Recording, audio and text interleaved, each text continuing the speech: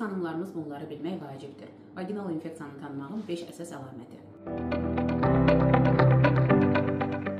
Gündəlik həyatımızda normal ifrazat şəffaf və az miqdarda olmalıdır. Ağ, sarıntı, yaşılımtı, qəhvəyi, qoxulu, qatı olan ifrazat vaginal infeksiyanın əlamətlərindən birincisidir. Vaginal və xarici cinsiyyət orqanları nahiyəsində yanma, qaşınma, göynəmə və narahatlıq hissi. Bu şikayətlər əsasən də gecə vaxtlarında daha çox olur, cinsi əlaqə zamanı və cinsi əlaqədən sonra arta bilər. Gündəlik həyatda xanımlara diskomfort verən digər şikayətlərdən biri də qoxudur. Kəskin, xoşagəlməz qoxu vaginal infeksiyanın əlamətlərindən biridir. Xüsusilə də balıq qoxusu bakterial infeksiyanın varlığından xəbərdarlıq verir.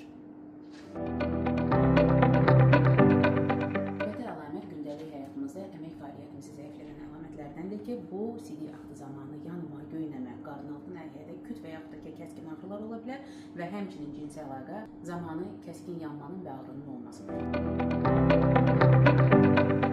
Vaginal nahiyədə infeksiyanın olmasını göstərən əlamətlərdən biri də vaginal nahiyədə qızartı, ödem, həssaslıq və səpkilərin olmasıdır.